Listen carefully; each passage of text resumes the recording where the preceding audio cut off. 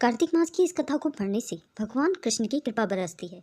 नमस्कार मित्रों, हिंदू धर्म में कार्तिक महीने को बेहद महत्वपूर्ण और पवित्र माना जाता है। इस महीने में जो भी ब्रह्म मुहूर्त में उठकर स्नान करता है, फिर तुलसी पूजा और भगवान कृष्ण की पूजा कर दीपदान करता है, उसकी हर मनोकामना पूर्ण होती है। मान्यता है कि कार्तिक मास में भगवान कृष्ण और देवी राधा की विधि विधान से पूजा करने, भोग लगाने और व्रत कथा पढ़ने से पूरे साल आशीर्वाद मिलता है। इस साल कार्तिक महीना 18 अक्टूबर से लेकर 17 नवंबर 2024 तक रहेगा। आइए जानते हैं आखिर कौन सी है वो कथा जिसे पढ़ने मात्र से भगवान कृष्ण की कृपा बरसती है। पौराणिक कथा के अनुसार जब देवर्षि नारद श्री कृष्ण से मंत्रणा करके चले गए, तब हर्ष से गदगद होकर सत्यभामा ने अपने पति श्री कृष्ण से कहा कि हे स्वामी, मैं धन्य हूँ और मेरा जीवन धन्य है। मैं अपने को कृतार्थ समझती हूँ। मेरे जन्मदाता व माता पिता भी धन्य हैं, क्योंकि उन्होंने निस्संदेह ही तीनों लोगों में सुंदर मुझ सत्यभामा को जन्म दिया है। इस अतुल्य सुंदरता की वजह से ही आपकी 16,000 स्त्रियों के रहते हुए भी मैं आपकी विशेष प्रिय हूँ। केवल इसी के लिए मैंने कल्पवृक्ष के साथ आदि पुरुष आपको विधि पूर्वक संकल्प कर नारद के लिए उस समय समर्पित कर दिया था, जब संसार के लोग कल्पवृक्ष का नाम तक नहीं जानते थे। वहीं कल्पवृक्ष उस समय से मेरे आंगन में लगा हुआ है। हे मधुसूदन, तीनों लोकों के स्वामी भगवान लक्ष्मीपति की मैं अतिशय प्रियतमा हूँ। इसलिए मैं आपसे कुछ पूछने की इच्छा रखती हूँ।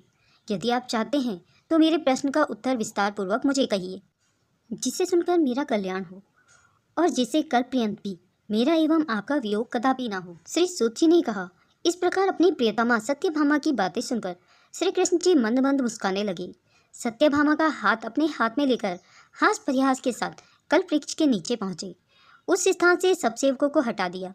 सत्यभामा की ओर देखकर हंसे, साथ ही पूछा कि सत्यभामा भगवान के इस अनुराग को देखकर संतुष्ट और पुलकित हो गई और श्री कृष्ण जी सत्यभामा को देखकर गदगद हो गए।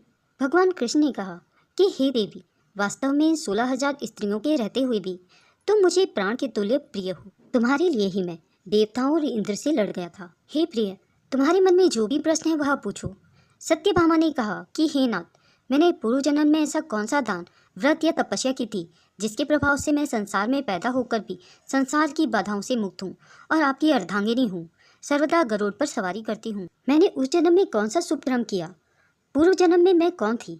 मेरा कैसा स्वभाव था और मैं किसकी पुत्री थी? श्री कृष्ण जी ने कहा कि हे प्रिय, तुम सावधान होकर सुनो। मैं तुम्हारे पूर्व जन्म की कथा कहता हूँ।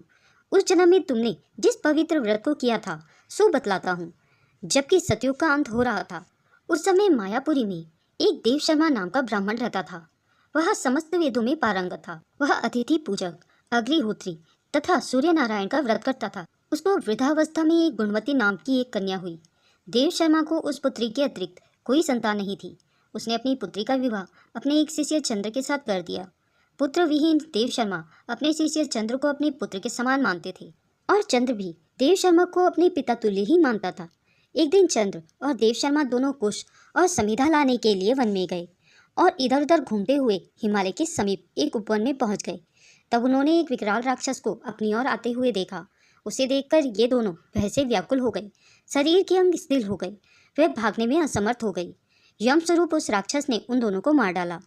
हमारे गणों ने उस क्षेत्र के प्रभाव और उन दोनों के धार्मिक स्वभाव के कारण उन दोनों को वैकुंठ धाम में पहुंचाया।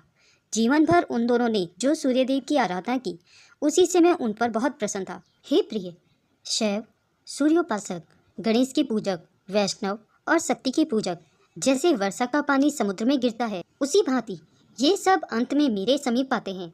अकेला मैं ही नाम और क्रिया के भेद से 5 रूपों में विभक्त हूँ।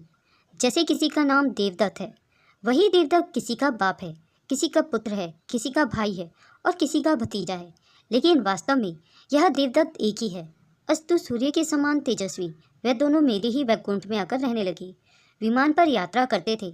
उनका मेरे समान रूप था। वे मेरे ही समीप रहते थे और उनके शरीर में दिव्य चंदन लगा रहता था। दोस्तों, अगर यह वीडियो आपको पसंद आई हो तो इसे लाइक और शेयर जरूर करें। अगर आप मेरे चैनल में नए हैं और ऐसी ही रोचक कथाएँ और कार्तिक मास की कथाएँ सुनना पसंद करते हैं तो मेरे चैनल को सब्सक्राइब करें। वीडियो को अंत तक देखने के लिए आप सभी का बहुत बहुत धन्यवाद। कमेंट बॉक्स में जय श्री कृष्ण लिखना ना भूलें।